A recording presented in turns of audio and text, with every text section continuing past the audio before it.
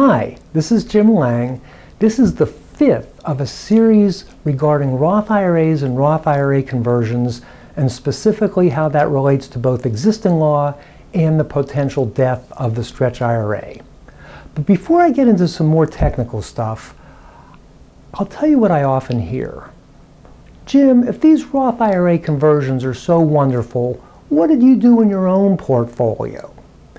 Did you put your family's money where your mouth is, or is that just something that you're telling us, but you yourself didn't do it? So I'm going to, let's say, reveal my own family's Roth IRA conversion strategy. Okay? So let's go, we have to go back to 1998, that coincidentally happened to be the first year that you were allowed to make a Roth IRA conversion. Now back then, if your modified adjusted gross income was more than $100,000, you weren't allowed to make a Roth IRA conversion. So it was really for a more limited group of people. And back then, even though my practice wasn't nearly as big as it was now, I was still making more than $100,000, and I didn't think that I would be eligible for a Roth IRA conversion, and if they didn't change the law, for many, many, many years. So yes, I contributed to a Roth IRA, but our income was too high to make a Roth IRA conversion. Until February 16th, 1998, our office suffered a devastating fire.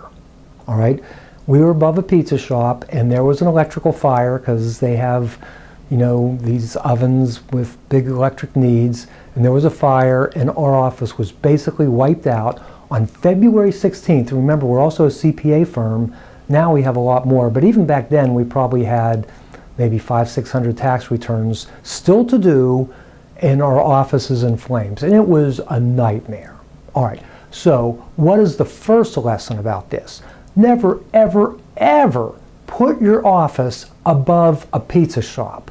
What was I thinking? What a stupid idea. All right, but anyway, it happened. So fortunately, I was well insured, but I didn't get the insurance proceeds until the following year. So 1998 was a pretty tough year for us because we had all these expenses to fix everything up, but we didn't have any insurance proceeds to pay for it. So regardless to say, I made a lot less than $100,000 in 1998, which guess what? The advantage of that was I was now eligible for a Roth IRA conversion. And my wife and I were in our early 40s back then, and we said, okay, so we had between the two of us, we had about $250,000 in traditional IRAs. And I said to my wife, I think we ought to make a Roth IRA conversion of the entire $250,000 and pay tax on an extra $250,000 over and above what we would have to pay. And she basically kind of said, are you nuts? But now by the way, for all you engineers and even spouses of engineers, I'm married to an engineer. Cindy is a wonderful lady, the love of my life, and she has a master's degree in electrical engineering from Carnegie Mellon. Really, her strength is computer science, but back then they didn't have computer science master's degrees, so they gave them electrical engineers. Anyway, one of the things about engineers, a lot of them have certain ideas, and it's not so easy to change their ideas. But the good thing about a lot of engineers, and one of the reasons why I work so well with so many engineers, is that many are data-driven. Meaning if you run the numbers and you show them the spreadsheet and you show them the logic, and it is incontrovertible, even though they will try to figure out some problem with your analysis. But if you show it to them and you make it really clear that they are what I would call data-driven, and I would put my wife in that category. So we call it running the numbers. So to oversimplify, I said, okay, let's say we don't make a Roth IRA conversion, and let's run this thing, 40, 50 years into the future, and given certain reasonable assumptions, this is where we will be. Or we can do this $250,000 Roth IRA conversion, and in the future, this is where we'll be. And anyway, we were going to be hundreds of thousands of dollars better off into the future. All right? So she saw that, we got it, we did it. So we pay tax on an extra $250,000. Now, to be fair, back then I thought it was a one-time shot because I didn't think that I would have the luxury that we have today of doing a series of Roth IRA conversions over a period of years to keep your tax rate lower. I thought, okay, this is going to be the last time in a long time where my income is less than $100,000. So anyway, we did the conversion. Now at the time, the idea was, okay, this $250,000, it's going to grow income tax free. And then later on, when we are old, presumably retired or possibly not, we will be able to take this money out income tax free, and it will have been a great thing, and my wife and I will be hundreds of thousands of dollars better off.